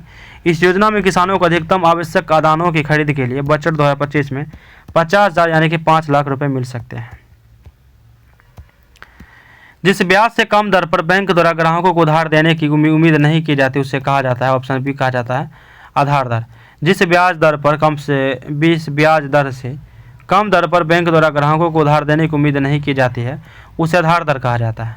भारतीय रिजर्व बैंक ने प्रधान उधार पर आधारित उधार देय प्रणाली का स्थान पर जुलाई 2010 से आधार दर प्रणाली को लागू किया। क्या कब से? जुलाई 2010 से। आधार दर वह ब्याज दर है जिसके नीचे कोई भी अनुसूचित वाणिज्यिक बैंक अपने ग्राहकों को कोई भी ऋण नहीं प्रदान करेगी। बैंक दर वह ब्याज दर है जिस पर केंद्रीय बैंक वाणिज्यिक बैंक के आमतौर पर दीर्घकालीन ऋणों के रूपों में पैसा उधार देता है। अखिल भारतीय दलित वर्ग संघ की स्थापना किसने की थी? तो ऑप्शन ए हो जाएगा इसका BR अम्बेडकर ने। अखिल भारतीय दलित वर्ग संघ की स्थापना अम्बेडकर जी ने किया था। अखिल भारतीय दलित वर्ग संघ का मुख्य उद्देश्य यह सुनिश्चित करना था कि भारत के निर्णय लेने वाले निकायों में अनुसूचित जाति SC को उचित प्रतिनिधित्व दिया जाए। बहिष्कृत हितग्राही सभा का गठन 1924 में BR अम्बेडकर ने किया था। स्वतंत्र श्रमिक पार्टी की स्थापना 1936 में BR अम्बेडकर ने किया था। ज्योतिबा फुले ने सत्यशोधक समाज की स्थापना 1873 में की थी। बालिका विद्यालय की स्थापना 1851 में सावित्रीबाई फुले और ज्योतिबा फुले ने किया था। अखिल भारतीय ट्रेड यूनियन कांग्रेस का स्थापना 1920 में NM जोशी ने किया था और इसके प्रथम अध्यक्ष लाला लाजपत राय बनाए गए थे। सत्यमेव जयते उक्ति कहाँ से ली गई है? तो ऑप्शन बी हो जाएगा मुंडकोपनिषद से। सत्यमेव जयते मुंडकोपनिषद से ली गई है। यह भारत का राष्ट्रीय आदर्श वाक्य है। अथर्ववेद के उपनिषद की बात करें तो मुंडकोपनिषद, प्रश्नोपनिषद तथा मांडुक्योपनिषद है। अथर्ववेद का एकमात्र ब्राह्मण ग्रंथ क्या है? तो गोपथ है, गोपथ। वेदों की संख्या कितनी है? तो 4 है। ऋग्वेद, यजुर्वेद, सामवेद, अथर्ववेद। इन 4 वेद की संहिता कहा जाता है। इन चारों वेद क्या कहा जाता है? संहिता। पुराणों की संख्या कितनी है? 18। पुराणों का रचयिता एवं संकलनकर्ता लोमहर्ष तथा उनके पुत्र उग्र सर्वा को माना जाता है। पुराणों में मत्स्य पुराण सबसे प्राचीन एवं प्रमाणिक है। निम्नलिखित में से कौन सा नारा सुभाष चंद्र बोस द्वारा दिया गया है? ऑप्शन सी हो जाएगा जय हिंद। जय हिंद नारा सुभाष चंद्र बोस को द्वारा दिया गया है। इनकलाब जिंदाबाद का नारा मौलाना हसरत मोहानी ने दिया था, परंतु भगत सिंह ने इसे लोकप्रिय बनाया था। भगत सिंह ने इसे क्या किया? तो लोकप्रिय बनाया। जय जवान जय किसान का नारा लाल बहादुर शास्त्री ने किया था। वंदे मातरम नारा बंकिम चंद्र चटर्जी द्वारा किया गया था। ठीक है। पहला प्राचीन ग्रीक ओलंपिक खेल कब शुरू किया गया था? ऑप्शन ए हो जाएगा 776 ईस्वी। पहला प्राचीन ग्रीक ओलंपिक खेल 776 ईस्वी में शुरू किया गया था। आधुनिक ओलंपिक खेल की शुरुआत 1896 ईस्वी में एथेंस में हुई थी। प्रथम शीतकालीन ओलंपिक खेल का आयोजन 1924 में चैमोनिक्स फ्रांस में हुआ था। प्रथम पैरालंपिक खेलों का आयोजन 1960 में रोम इटली में हुआ था। अंतर्राष्ट्रीय ओलंपिक समिति का मुख्यालय लुसाना स्विट्जरलैंड में स्थित है। लुसाना स्विट्जरलैंड में स्थित है। किस इतिहासकार ने अकबर द्वारा प्रतिपादित दीन इलाही को एक धर्म कहा? अबुल फजल। ऑप्शन ए हो जाएगा। अबुल फजल ने अकबर द्वारा प्रतिपादित दीन इलाही को एक धर्म कहा था। दीन इलाही ईश्वर का धर्म की शुरुआत अकबर द्वारा 1582 ईस्वी में किया गया था। अबुल फजल ने दीन इलाही के बारे में कहा कि सभी धर्म में सामंजस्य स्थापित करने के लिए इसकी स्थापना की गई है। अबुल फजल अकबर के नवरत्न में से एक थे। बीरबल दीन इलाही को स्वीकार करने वाला प्रथम अंतिम हिंदू था। बीरबल अंतिम हिंदू। 55 बांग्लादेश की स्वतंत्रता की घोषणा की गई थी वर्ष कब? तो बांग्लादेश की स्वतंत्रता की घोषणा कब की गई थी? ऑप्शन सी हो जाएगा 1971 में। बांग्लादेश की स्वतंत्रता घोषणा 1971 में की गई थी। बांग्लादेश की मुक्ति के लिए युद्ध 1971 में भारत और पाकिस्तान के बीच लड़ा गया था। इसके परिणाम स्वरूप बांग्लादेश के जनवादी गणराज्य की स्वतंत्रता हुई। 25 मार्च 1971 की रात को पश्चिमी पाकिस्तान के द्वारा पूर्वी पाकिस्तान वर्तमान बांग्लादेश के लोगों के खिलाफ ऑपरेशन सर्चलाइट शुरू करने के बाद युद्ध शुरू हुआ था। बांग्लादेश की मुक्ति आज़ादी के लिए उसे समर्थन में भारत द्वारा ऑपरेशन जैकपॉट चला गया था। 16 दिसंबर 1971 को पश्चिमी पाकिस्तान वर्तमान पाकिस्तान के आत्मसमर्पण के बाद युद्ध समाप्त हुआ और पूर्वी पाकिस्तान बांग्लादेश आज़ाद हुआ। सीएम मानेकशॉ उस समय भारतीय सेना के प्रमुख तथा इंदिरा गांधी भारत की प्रधानमंत्री थी। 26 मार्च 1971 को बांग्लादेश के आधिकारिक स्वतंत्रता दिवस माना जाता है और इसके बाद से बांग्लादेश का नाम प्रभावित था। आदिवासी नेता सिद्धू कान्हू किस क्षेत्र से संबंधित थे? ऑप्शन ए हो जाएगा संथाल परगना से। आदिवासी नेता सिद्धू कान्हू संथाल परगना क्षेत्र से संबंधित थे। संथाल विद्रोह का नेतृत्व 1855-56 ईस्वी में सिद्धू और कान्हू ने किया था। 30 मार्च 1855 को भागनाडीह के चुन्नू माझी के चारों पुत्र सिद्धू कान्हू चांदा भैरव ने 10,000 संथालियों के संथाल विद्रोह का झंडा बुलंद किया। यह विद्रोह दामन एको भागलपुर व राजमहल के आसपास का क्षेत्र से बाहरी लोगों को बाहर निकालने के लिए हुआ था। सिद्धू और कान्हू को साल 1856 में फांसी दे दी गई थी। गंगा सागर मेला किस अवसर पर आयोजित होता था? गंगा सागर, ऑप्शन डी हो जाएगा मकर संक्रांति। गंगा सागर मेला मकर संक्रांति के अवसर पर आयोजित किया जाता है। गंगा सागर मेला एक धार्मिक त्यौहार है और कुंभ के मेले के बाद दूसरा सबसे बड़ा मेला है। गंगा सागर मेला को एक पवित्र समागम है जो हर साल मकर संक्रांति के समय गंगा नदी और बंगाल खाड़ी के पवित्र संगम पर होता है। निम्न से कौन सी यूपीआई की विशेषता नहीं है? ऑप्शन सी हो जाएगा विभिन्न बैंकों के लिए विभिन्न मोबाइल ऐप ये नहीं है, लेकिन तुरंत मुद्रा के हस्तांतरण 24/7 तथा 365 दिन कार्य करता है। क्यूआर कोड प्रयुक्त होता है। विभिन्न बैंकों के लिए विभिन्न मोबाइल ऐप यह यूपीआई का एक विशेषता नहीं है। यूनिफाइड पेमेंट इंटरफेरेंस यूपीआई एकाधिक बैंक खाते को एक ही मोबाइल एप्लीकेशन किसी भी सहभागी बैंक में जोड़ता है तथा कई बैंकिंग सुविधा को एक साथ जोड़ता है। वर्ष 2016 में एनपीसीआई ने 21 सदस्य बैंक के साथ यूपीआई लॉन्च किया था। यूपीआई लेन देन तुरंत होते हैं 24/7 साल के 365 दिन। ठीक है। बिहार से झारखंड राज्य के विभाजन के बाद बिहार लोक सेवा आयोग के सदस्यों की संख्या, ठीक है, बिहार और झारखंड राज्य के विभाजन के बाद अधिसूचना संख्या 1960 के नियमानुसार बिहार लोक सेवा आयोग में सदस्यों की संख्या 6 हो गई थी। बिहार लोक सेवा आयोग बीपीएससी ने वर्तमान अध्यक्ष सहित 6 सदस्य हैं। वर्तमान 2025 में बिहार लोक सेवा आयोग के अध्यक्ष परमार रवि मनु भाई हैं। संविधान के 14वें भाग के अनुच्छेद 315 से लेकर 306 तक राज्य में एवं संघ लोक सेवा आयोग की स्वतंत्रता, शक्ति व कार्य के अलावा इसके संगठन तथा सदस्यों की नियुक्ति एवं बर्खास्तगी आदि का वर्णन किया गया है। राज्य लोक सेवा आयोग में संघ लोक सेवा आयोग की बात करें तो एक अध्यक्ष व अन्य सदस्य होते हैं जिनकी नियुक्ति राज्यपाल द्वारा की जाती है। जिनकी नियुक्ति किसके द्वारा की जाती है? तो राज्यपाल के द्वारा की जाती है। एक अध्यक्ष व अन्य सदस्य होते हैं जिनकी नियुक्ति राष्ट्रपति द्वारा की जाती है। वर्तमान 2025 के अध्यक्ष कौन है? तो कीर्ति सुदन। आयोग के अध्यक्ष व सदस्य पद ग्रहण करने की तारीख से 6 वर्ष की अवधि तक या 62 वर्ष की उम्र तक जो भी पहले हो पद धारण करते हैं। आयोग के अध्यक्ष व सदस्य पद ग्रहण करने की तारीख से 6 वर्ष की अवधि तक 65 वर्ष की उम्र तक जो भी पहले हो पद पर धारण करते हैं। इन्हें राष्ट्रपति द्वारा संविधान में वर्णित प्रक्रिया से हटाया जा सकता है। इन्हें राष्ट्रपति द्वारा संविधान में वर्णित प्रक्रिया से हटाया जा सकता है। ओपन ऑफिस कैल्क में डैश एक सेल रेंज को किसी वर्कशीट में दर्शाता है जिसकी वैल्यू को फॉर्मूले में प्रयुक्त किया जा सके। ऑप्शन इसका बी हो जाएगा सेल। ठीक है। ओपन ऑफिस कैल्क में सेल रेफरेंस एक सेल है या एक सेल रेंज को किसी वर्कशीट में दर्शाता है जिसकी वैल्यू को फॉर्मूले में प्रयुक्त किया जा सके। सेल रेफरेंस के प्रकार की बात करें तो रिलेटिव रेफरेंस, एब्सोल्यूट रेफरेंस और मिक्सड रेफरेंस। यह सेल रेफरेंस की स्थिति को दर्शाता है जैसे कि A1 B2 C3। Absolute reference क्या है? यह सेल रेफरेंस की स्थिति को दर्शाता है जैसे कि S1 B S2 C S3 आदि। मिक्सड रेफरेंस क्या है? यह सेल रेफरेंस की स्थिति को दर्शाता है जैसे कि AS1 B2 और C.3 आदि। और स्फिगोनोमैनोमीटर एक उपकरण है जिसका उपयोग डैश मापने के लिए किया जाता है। ऑप्शन हो जाएगा इसका बी। स्फेगनोमीटर का उपयोग रक्तचाप मापने के लिए किया जाता है। सामान्य मनुष्य का रक्तचाप 120/80 mmHg होता है। Systolic 120, diastolic 80। हृदय गति मापन बात करें तो कार्डियोग्राफ। श्रवण शक्ति सुधारना ऑडियोफोन। पौधे की वृद्धि का विलेखन कैस्कोग्राफ। समुद्री गहराई मापना फैदोमीटर। गैस से घनत्व मापना मैनोमीटर। प्रकाश दीप्ति का मापन फोदोमीटर। अत्यंत उच्च ताप का मापन पायरोमीटर। गुर्दे खराब होने पर रक्त शोधन हेतु डायलिसिस। द्रवों के अपेक्षिक आर्द्रता का मापन हाइग्रोमीटर। वर्षा की मात्रा का मापन रेन गेज।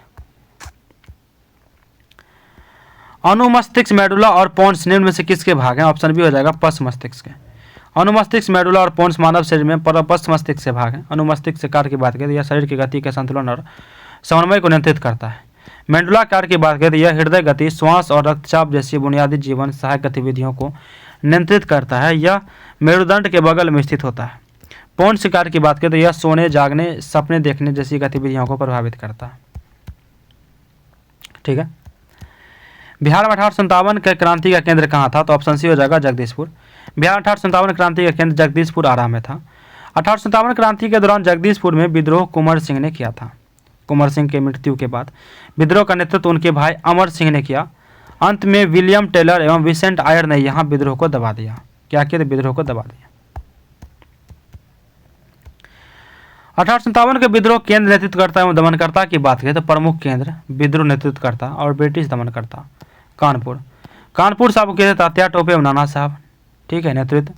और कैंपबेल ने इसको दबा दिया था यहाँ पे। लखनऊ से बेगम हजरत महल ने किया था नेतृत्व। कैंपबेल हेनरी लैरिस ने दबा दिया। फैजाबाद से मौलवी अहमदुल्ला ने किए, नील के द्वारा दबाया गया। बरेली से खान बहादुर खान ने किए, कैंपबेल ने दबा दिए। झांसी ग्वालियर से रानी लक्ष्मीबाई तात्या टोपे ने किया, जनरल ह्यूरोज ने दबा दिया। गढ़मंडली जबलपुर शंकर शाह रघुनाथ शाह ने किया, मांडर शाह ने दबा दिया। दिल्ली से बख्त खां बहादुर शाह जफर ने किया, जॉन निकोलस हडसन ने इसे दबा दिया। इलाहाबाद से लियाकत अली ने किया, कर्नल लील के द्वारा इसे दबा दिया गया। जेम्स हारग्रीव्स ने किस मिशन का आविष्कार किया था? किस मिशन का? ऑप्शन बी हो जाएगा स्पिनिंग जेनी का। जेम्स हारग्रीव्स द्वारा 1764 ईस्वी में स्पिनिंग जेनी का आविष्कार किया गया था। स्पिनिंग जेनी 1764 में अस्वीकृत इस मिशन ने कताई की प्रक्रिया तेज कर दी और मजदूरों की मांग घटा दी। एक ही पट्टियां घुमाने वाला एक मजदूर बहुत सारे तकलियों को घुमा देता था और एक ही साथ कई धागों बनने लगते थे। 1840 के दशक में औद्योगिकरण के पहले चरण में कपास उद्योग बड़ा उद्योग बन चुका था। आप देखते हैं उपकरण और आविष्कारक की बात करें तो carpet sweeper Melville Bissell, DC motor Zenobe Gramme, AC motor Nikola Tesla, printing press Johannes Gutenberg, rubber tyre Thomas Hancock, pressure cooker Denis Papin, सौरमंडल Copernicus, typewriter Christopher Sholes, steel हो जाएगा बेसेम्बर, थर्मोस्कोप हो जाएगा गैलीलियो, थर्मामीटर हो जाएगा Daniel Gabriel Fahrenheit. असहयोग आंदोलन को वापस लिया गया। ऑप्शन सी हो जाएगा 12 फरवरी 1922 को। 12 फरवरी 1922 को असहयोग आंदोलन वापस लिया गया। 4 फरवरी 1922 ईस्वी को चौरा कांड में हुआ था, जिसमें आंदोलनकारियों ने थाने में आग लगा दी, जिसमें एक थानेदार एवं 21 सिपाहियों की मृत्यु हो गई। इसी कारण बारदोली प्रस्ताव के माध्यम से गांधी जी ने असहयोग आंदोलन रोक दिया।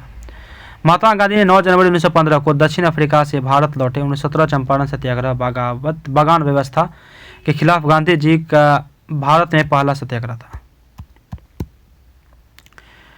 1918 में गुजरात के खेड़ा जिले में किसानों की मदद के लिए सत्याग्रह। 1918 में अहमदाबाद मिल मजदूर के लिए गांधी जी ने आंदोलन किए थे।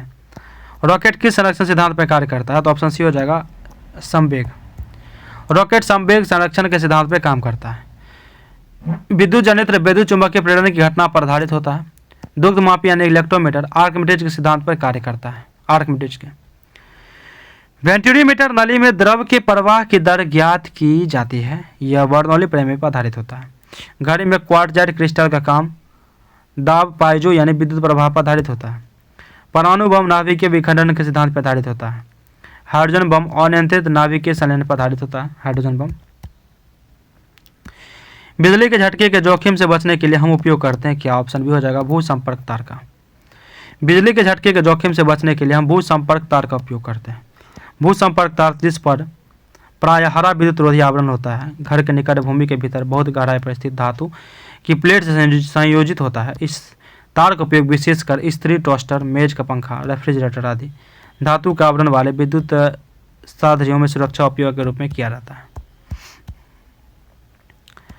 पी और क्यू किसी कार्य को 12 दिन में कर सकते हैं, 15 दिन में, क्यू और आर 20 दिन में, आर पी से ये सब एक साथ कितने दिन में समाप्त कर सकेंगे। पी और क्यू किसी कार्य को 12 दिन में कर सकते हैं, 15 दिनों में क्यू और आर 20 दिन में कर सकते हैं। आर और पी में ये सब एक साथ कितने दिनों में समाप्त कर सकेंगे। बी हो जाएगा 10 दिन। ठीक है, इसका हो जाएगा आपको पी, देखिए पी प्लस क्यू निकालना दिया है 12, क्यू प्लस आर दिया हुआ है 15, इस तरह से दक्षता निकाल लेंगे। टोटल काम हो जाएगा 60, हो जाएगा 12। पी प्लस क्यू आर का कार्य क्षमता हो जाएगा 6 दिन। पी क्यू आर एक साथ पूरे करने में लगा समय हो जाएगा 10 दिन। कितना हो जाएगा 10 दिन। दूसरे आवर्त में तत्वों के लिए कौन सा कोष सबसे भारी है। ऑप्शन बी हो जाएगा एल कोष। दूसरे आवर्त में तत्वों के लिए एल कोष भारी है। आधुनिक आवर्त सारणी में 18 ऊर्ध्व स्तंभ है जिन्हें समूह कहा जाता है। आवर्त सारणी में 7 क्षैतिज पंक्तियां जिन्हें आवर्त कहा जाता है। किसी कोष में इलेक्ट्रॉन की अधिकतम संख्या 2n² पर निर्भर करती है, जहां n नाभिक के नियत कोष की संख्या है। के कोष 2k² 2 प्रथम आवर्त में 2 तत्व हैं। एल कोष 2 × 2² 8, दूसरे आवर्त में 8 तत्व है। तीसरे, चौथे, पांचवें, छठे एवं सातवें आवर्त में तत्वों की संख्या क्रमशः 8, 18, 18, 32 होती है। निम्नलिखित में से 2, 8, 4 इलेक्ट्रॉनिक विन्यास प्रदर्शित करता है। क्या प्रदर्शित करता है। ऑप्शन डी हो जाएगा सिलिकॉन। 2, 8, 4 सिलिकॉन का इलेक्ट्रॉनिक विन्यास है। आवर्त सारणी में तत्वों की स्थिति में उनके रासायनिक अभिक्रियाशीलता का पता चलता है। संयोजकता की बात करें तो किसी भी तत्व की संयोजकता उसके परमाणु के सबसे बाहरी कोषों में उपस्थित संयोजक इलेक्ट्रॉन की संख्या से निर्धारित होती है। अधातु आवर्त सारणी के दाईं तरफ स्थित होती है। कितने दाईं तरफ, याद रखिएगा। अधातु है ना, आवर्त सारणी के दाईं तरफ होती है, दाईं तरफ। फ्लेमिंग के बाएं हाथ के नियम के अनुसार मध्यम उंगली किसका प्रतिनिधित्व करती है। विद्युत धारा की दिशा के। ठीक है, फ्लेमिंग के दाएं हाथ के नियम के अनुसार मध्यमा उंगली विद्युत धारा की दिशा को प्रतिनिधित्व करती है। फ्लेमिंग के वाम हस्त यानी बाएं हाथ के नियम बताता है कि इस नियम के अनुसार अपने बाएं हाथ की तर्जनी, मध्यमा तथा उंगली को इस प्रकार फैलाइए कि ये तीनों एक दूसरे के परस्पर लंबवत हो। यदि तर्जनी चुंबकीय क्षेत्र की दिशा की ओर संकेत करती है तो अंगूठा चालक की गति की दिशा अथवा चालक पर आरोपित बल की दिशा की ओर संकेत करेगा। फ्लेमिंग का दक्षिण हस्त नियम की बात करें तो इस नियम के अनुसार अपने दाहिने हाथ की तर्जनी, मध्यमा तथा अंगूठे को इस प्रकार फैलाइए कि ये तीनों एक दूसरे के परस्पर लंबवत हो। यदि तर्जनी चुंबकीय क्षेत्र की दिशा की ओर संकेत करता है तथा अंगूठा चालक की गति की दिशा की ओर संकेत करता है तो मध्यमा चालक के प्रेरित विद्युत धारा की दिशा दर्शाती है। ताप बढ़ने पर ध्वनि तरंग की चाल डैश। ताप बढ़ने पर ध्वनि तरंगों की चाल डैश है। ऑप्शन बी हो जाएगा बढ़ती है। ताप बढ़ने पर ध्वनि तरंगों की चाल बढ़ जाती है। वायु में प्रति 1 डिग्री सेल्सियस पर ताप बढ़ने पर ध्वनि की चाल 0.61 मीटर प्रति सेकेंड पर बढ़ जाती है। ध्वनि के मुख्यतः 3 लक्षण होते हैं, प्रबलता, तारत्व और गूढ़ता। किसी माध्यम में ध्वनि की चाल मुख्यतः माध्यम की प्रत्यास्था तथा घनत्व पर निर्भर करती है। ध्वनि की चाल सबसे अधिक ठोस में, उसके बाद द्रव में और उसके बाद गैस में होती है। जब ध्वनि एक माध्यम से दूसरे माध्यम में जाती है तो ध्वनि की चाल और तरंग दैर्घ्य बदल जाती है, जबकि आवृत्ति नहीं बदलती है। किसी माध्यम में ध्वनि की चाल आवृत्ति पर निर्भर नहीं करती है। ध्वनि की चाल पर दाब का कोई प्रभाव नहीं पड़ता है। ध्वनि की तीव्रता का मात्रक बेल है। बेल एक बड़ा मात्रक है तो व्यवहार में से छोटा मात्रक या डेसिबल पर डीबी होता है। एकल आवृत्ति की ध्वनि को क्या कहते हैं तो टोन कहते हैं। एक महाविद्यालय में 4200 विद्यार्थी हैं, उनमें से 10% क्या है तो विद्यार्थी लड़कियां हैं। तो उस महाविद्यालय में कितनी लड़कियां हैं। ऑप्शन बी हो जाएगा 3780। कुल विद्यार्थी कितना है तो 4200, लड़कियां 10%। तो पहले तो 90% का हो जाएगा, 10% माइनस करेंगे तो 90%। तो कुल लड़कों की संख्या हो जाएगा 90%, तो निकाल लेंगे 3780 हो जाएगा। एक दुकानदार ने एक कुर्ती 600 रुपये में खरीदी तथा रुपये 675 में बेच दी। दुकानदार का लाभ प्रतिशत ज्ञात करें। क्रय मूल्य दिया हुआ है, विक्रय मूल्य दिया हुआ है तो लाभ निकाल लेंगे, आ जाएगा 75। 675 माइनस 600, लाभ परसेंट निकाल लेंगे तो लाभ बट्टा क्रय मूल्य गुना 100 हो जाएगा 12.5%। एक बैग में 1 रुपये 50 पैसे, 25 पैसे, 10 पैसे के सिक्के 1:3:5:7 के अनुपात में। यदि कुल राशि 22.25 है तो बैग में 25 पैसे वाले सिक्कों की संख्या कितनी होगी। माना सिक्के की संख्या कितना निकाल लिया, x मान लिए। सिक्कों के मूल्य का अनुपात 1x, 3/2x, 5/4x, 7/10x। ठीक है, प्रश्न से ये इक्वेशन आया हमारा। 1 रुपये का x है और 3x/2 इस तरह से निकाले 22.25, तो x का वैल्यू निकालेंगे 445/89 यानी कि 5x। 5x यानी कहने का मतलब है कि 25। कॉलम ए कॉलम बी को मिलान करना है। ठीक है, इसे डायरेक्ट यहाँ पे दिया ही हुआ है। सिरका, सिरका में कौन सा अम्ल होता है? तो एसिटिक अम्ल होता है, एसिटिक अम्ल। संतरा नींबू में सिट्रिक अम्ल, इमली में टार्टिक अम्ल, टमाटर में ऑक्जेलिक अम्ल, खट्टा दूध दही में लैक्टिक अम्ल, चींटी का डंक में फॉर्मिक अम्ल, नंटल बिंछुआ पौधे का डंक में मेथनोइक अम्ल। अम्लीय वर्षा का पीएच मान होता है, ऑप्शन सी हो जाएगा 5.6 से कम होता है। अम्लीय वर्षा का पीएच मान 5.6 से कम होता है। हमारे शरीर का पीएच पड़ा 7.0 से लेकर 7.8 पीएच के बीच रहता है। मुंह के पीएच मान 5.5 से कम होने पर दांतों का क्षय प्रारंभ हो जाता है।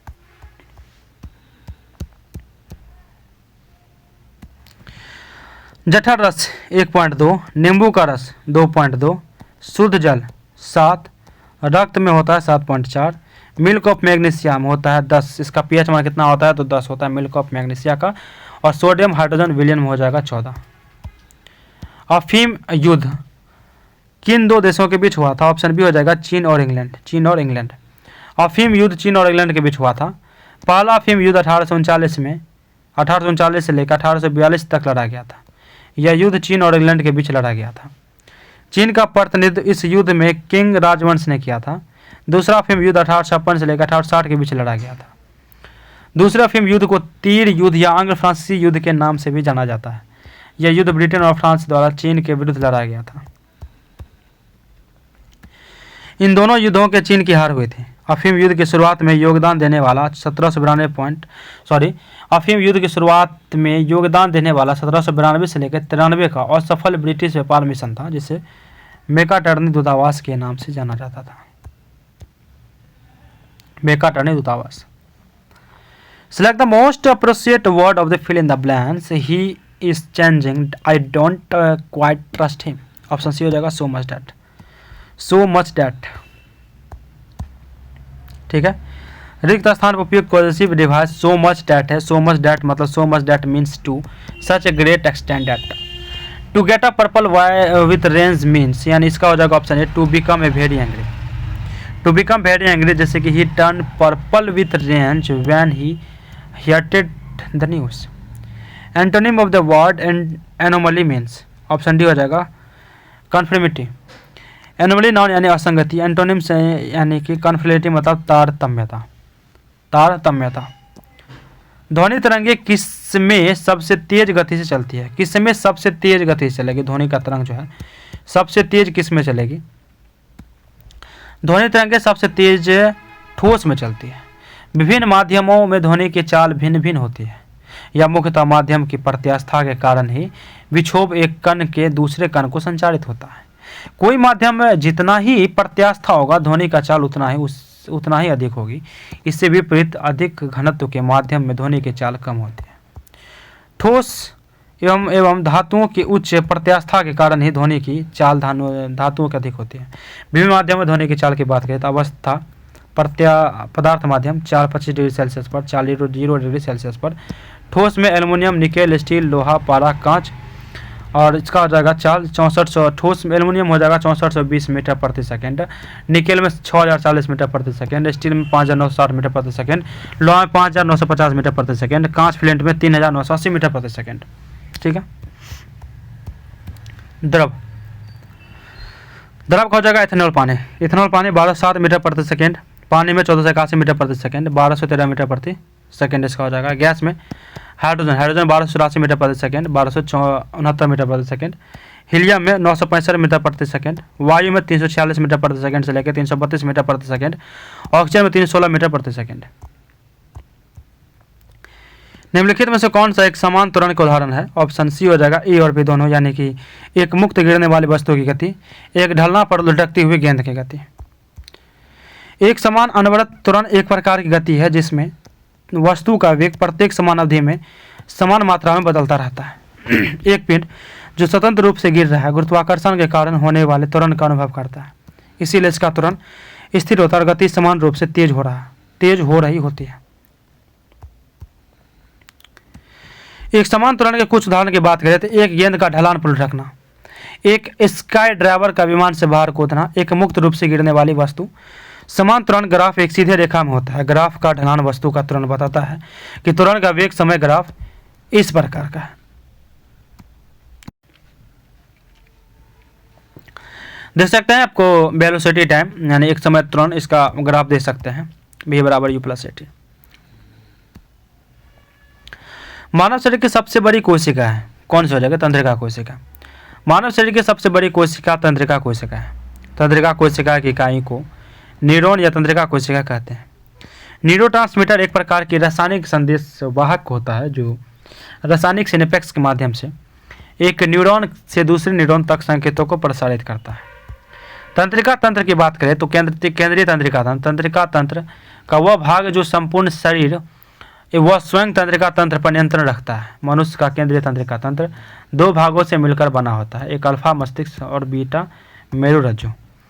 परिधीय तंत्रिका तंत्र की बात करें तो परिधीय तंत्रिका तंत्र मस्तिष्क एवं मेरुरज्जु से निकलने वाली तंत्रिका का बना होता है। स्वायत्ता तंत्रिका तंत्र की बात करें तो स्वायत्ता तंत्रिका तंत्र कुछ मस्तिष्क एवं कुछ मेरुरज्जु तंत्रिका का बना होता है।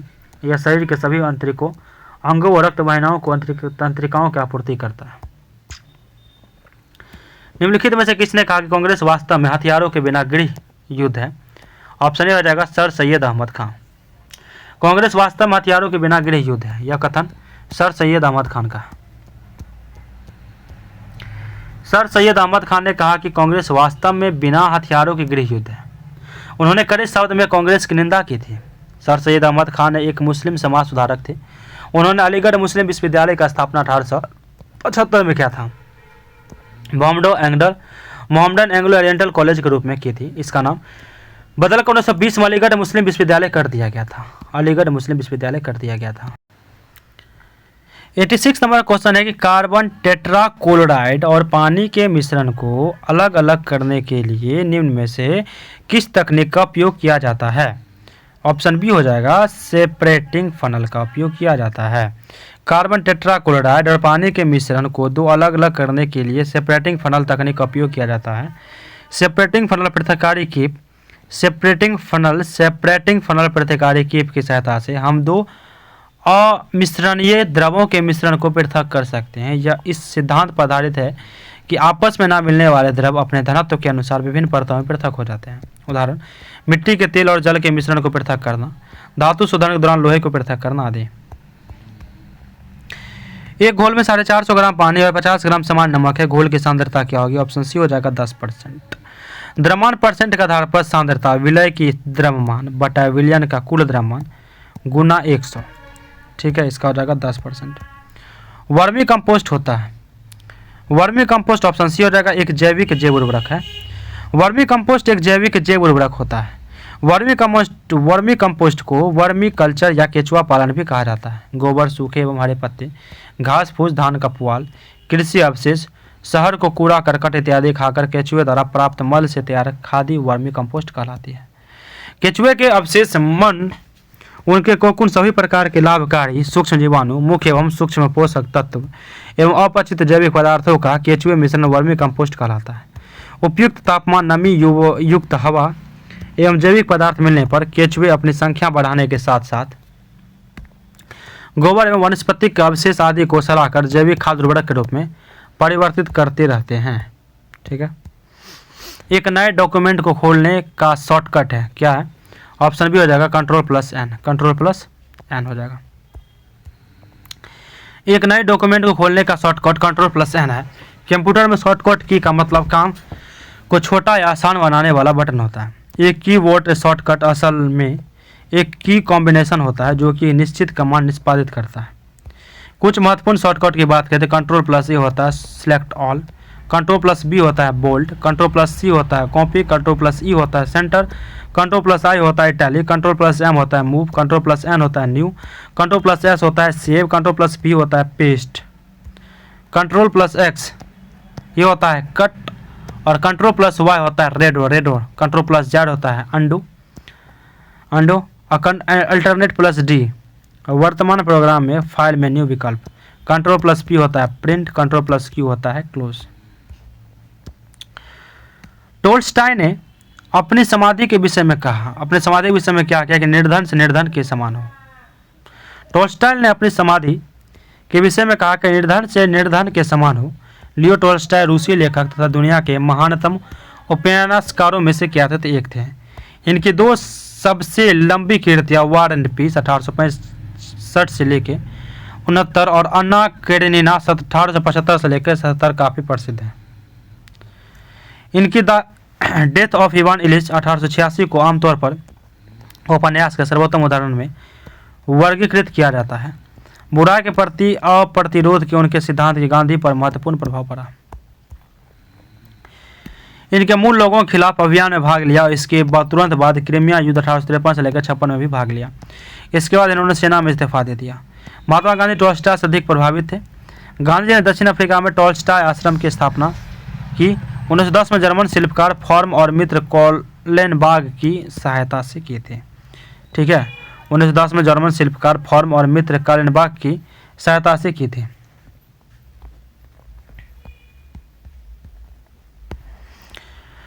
टोल्स्टॉय ने अपनी मृत्यु से पहले कहा था कि उनकी समाधि निर्धन से निर्धन व्यक्ति के समान बने, उनकी मृत्यु पर किसी का भाषण न हो। अंबेडकर जयंती मनाई जाती है। ऑप्शन सी हो जाएगा 14 अप्रैल को। अंबेडकर जयंती 14 अप्रैल को मनाई जाती है। हाल ही में तेलंगाना सरकार ने डॉक्टर BR अम्बेडकर के नाम पर अपने सचिवालय का नामकरण किया तथा इनकी 125 फीट ऊंची कांस्य प्रतिमा का अनावरण हैदराबाद में किया। 17 मई को विश्व दूरसंचार दिवस मनाया जाता है। 12 जनवरी को राष्ट्रीय युवा दिवस विवेकानंद का जन्म दिवस मनाया जाता है। 7 अप्रैल को विश्व स्वास्थ्य दिवस मनाया जाता है। 18 अप्रैल को विश्व विरासत दिवस मनाया जाता है। 11 मई को राष्ट्रीय प्रौद्योगिकी दिवस मनाया जाता है। राष्ट्रीय प्रौद्योगिकी दिवस मनाया जाता है। विश्व स्वास्थ्य दिवस मनाया जाता है कब? ऑप्शन डी हो जाएगा 7 अप्रैल को। विश्व स्वास्थ्य दिवस कब मनाया जाता है? तो 7 अप्रैल को मनाया जाता है। 17 अप्रैल को विश्व हीमोफीलिया दिवस मनाया जाता है। 17 अप्रैल को विश्व हीमोफीलिया दिवस। 22 मई को अंतर्राष्ट्रीय जैव विविधता दिवस। 29 जून को राष्ट्रीय सांख्यिकी दिवस। 23 अप्रैल को विश्व पुस्तक एवं कॉपीराइट दिवस। 11 जुलाई को विश्व जनसंख्या दिवस मनाया जाता है। वृष्टि छाया क्या है? तो ऑप्शन ए हो जाएगा कि एक ऐसा क्षेत्र जो अपेक्षाकृत रूप से धरातलीय अवरोध के प्रभाव से कम वर्षा क्षेत्र है। एक ऐसा क्षेत्र जो अपेक्षाकृत रूप से धरातलीय अवरोध के प्रभाव से कम वर्षा का क्षेत्र है। पश्चिमी घाट के पवनाभिमुख ढाल विस्तृत छाया क्षेत्र में पड़ता है, अतः यहाँ दक्षिण पश्चिम मानसून द्वारा काफ़ी कम वर्षा होती है। दक्षिण पश्चिम मानसून के द्वारा मानसिम मेघालय विश्व में सर्वाधिक वर्षा प्राप्त करती है। शरद ऋतु को मानसून प्रत्यावर्तन का काल कहा जाता है। नाटो का मुख्यालय कहाँ है? ऑप्शन बी हो जाएगा ब्रुसेल्स। नाटो का मुख्यालय ब्रुसेल्स है। नाटो का नवीनतम सदस्य देश स्वीडन 32वां है। यह मार्च 2024 में शामिल हुआ था।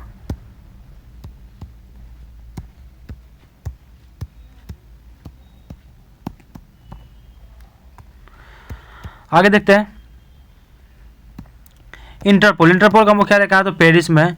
स्थापना 1923 में।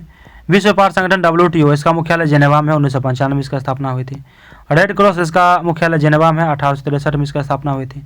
सार्क का मुख्यालय काठमांडू में 1985 में इसका स्थापना हुई थी।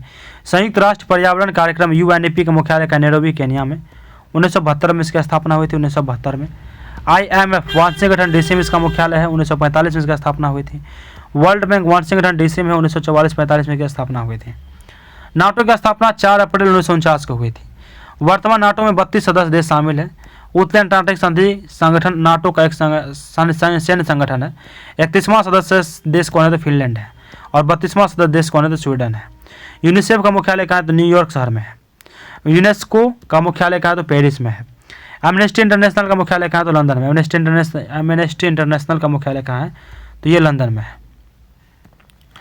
विश्व जल दिवस कब मनाया जाता है? विश्व जल दिवस ऑप्शन सी 22 मार्च को मनाया जाता है। भाला फेंक दिवस 7 अगस्त को। विश्व उपभोक्ता दिवस 15 मार्च को। राष्ट्रीय समानता दिवस 14 अप्रैल को मनाया जाता है। 14 अप्रैल को।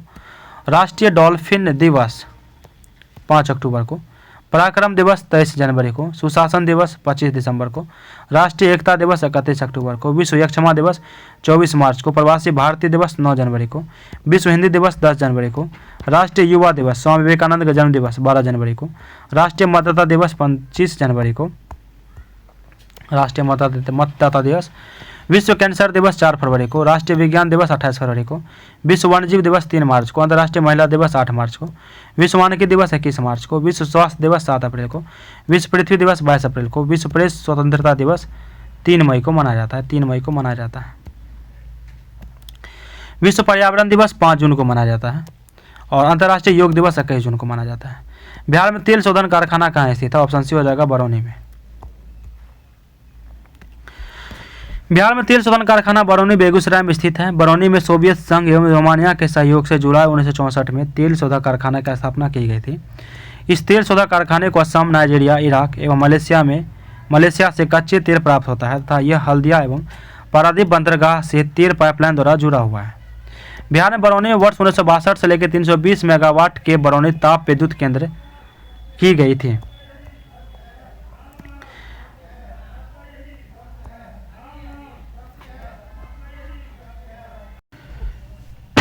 क्या कि बरौनी में 1976 में हिंदुस्तान उर्वरक निगम की एक उत्पादन इकाई स्थापित की गई थी। यह बिहार का सबसे बड़ा नाइट्रोजन उर्वरक आधारित संयंत्र है जिससे अमोनिया सल्फेट तथा सुपर फॉस्फेट उर्वरक का उत्पादन किया जाता है।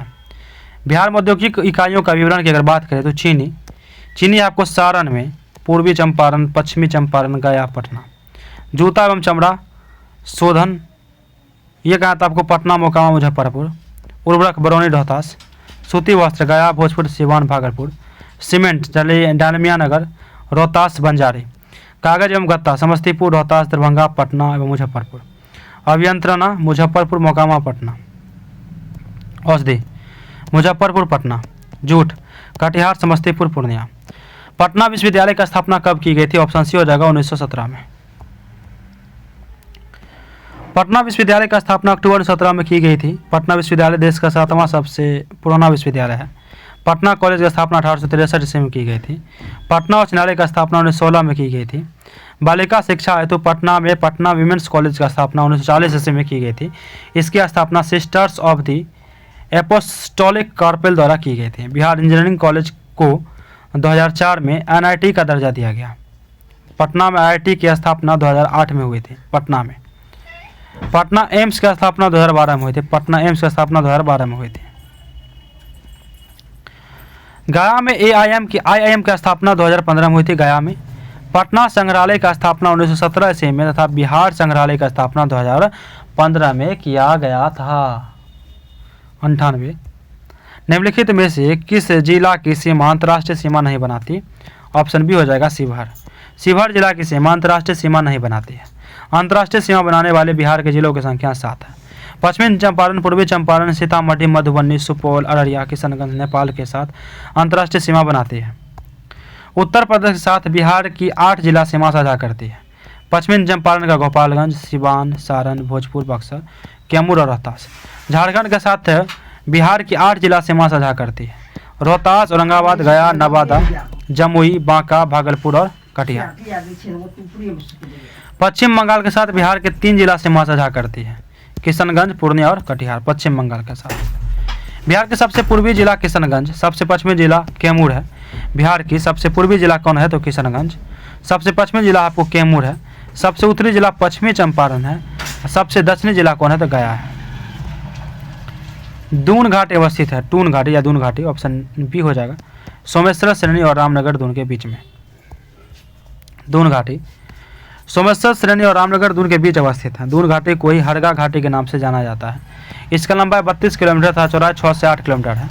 उत्तर का शिवालिक पर्वतीय क्षेत्र और तराई प्रदेश शिवालिक पर्वतीय क्षेत्र का विस्तार पश्चिमी चंपारण की उत्तरी सीमा है जिसे निम्न उपवर्ग में विभाजित किया गया है।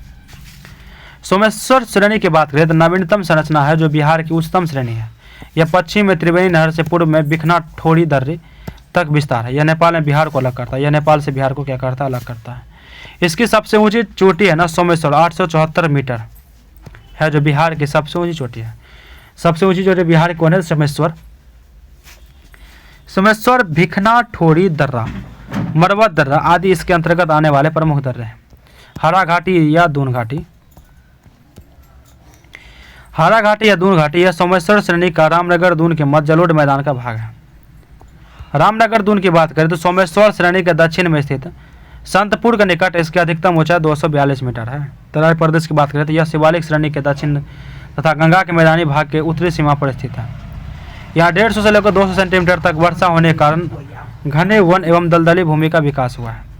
यहाँ 6 से 8 किलोमीटर चौड़ी पट्टी है, जिसका विस्तार पश्चिमी चंपारण से लेकर किशनगंज तक है, जो बिहार और नेपाल के बीच सीमा बनाते हैं। इन सभी का उत्तर से दक्षिण क्रम है: सोमेश्वर की पहाड़ी, दून घाटी, हरहा घाटी, रामनगर दूर और तराई प्रदेश। निम्नलिखित में से कौन सा जलकुंड राजगीर में अवस्थित नहीं है? राजगीर में ऑप्शन डी हो जाएगा लक्ष्मण कुंड। लक्ष्मण कुंड राजगीर में अवस्थित नहीं है। यह मुंगेर का सर्वाधिक गर्म जलकुंड है। ठीक है। ब्रह्मकुंड का अवस्थित राजगीर में है। बिहार में सर्वाधिक तापमान वाला 87 डिग्री से गर्म जलकुंड है। शब्दधारा हो जाएगा राजगीर। अन्य नाम हो जाएगा सतघरवा। 7 धाराओं से गर्म जलकुंड निकलने के कारण इसका नाम पड़ा। सूर्य कुंड का हो जाएगा राजगीर। नानक कुंड का हो जाएगा राजगीर। गोमुख कुंड का हो जाएगा राजगीर। और मखदुम कुंड का हो जाएगा राजगीर। और लक्ष्मण कुंड कहाँ है? तो ये मुंगेर में है। मखदुम कुंड कहाँ है? तो राजगीर में है। लक्ष्मण कुंड मुंगेर में है। मुंगेर का सर्वाधिक गर्म जलकुंड है ये। कौन? तो लक्ष्मण कुंड मुंगेर का सर्वाधिक गर्म जलकुंड है। सीता कुंड ये भी आपको मुंगेर में है। जन्म कुंड ये भी मुंगेर में है। भीम बांध मुंगेर में है। ऋषि कुंड मुंगेर में है। रामेश्वर कुंड ये भी मुंगेर में है। भरारी कुंड मुंगेर में है। और अग्नि कुंड ये कहाँ? तो गया में। अग्नि कुंड कहाँ? तो गया में है। तो ये था आपका set number 2। Set number 2 Bihar police. बहुत ऑथेंटिक बुक है ये। और अगर आप तैयारी करना चाह रहे हैं बिहार पुलिस इस बार एग्जाम देंगे, 63 सेट है ये। और इसी तरह से हम सब पूरा का पूरा ख़त्म करेंगे। तो जुड़े रहिएगा मेरे साथ। इसी तरह मिलते हैं आपको एक और नेक्स्ट क्लास में। जय हिंद।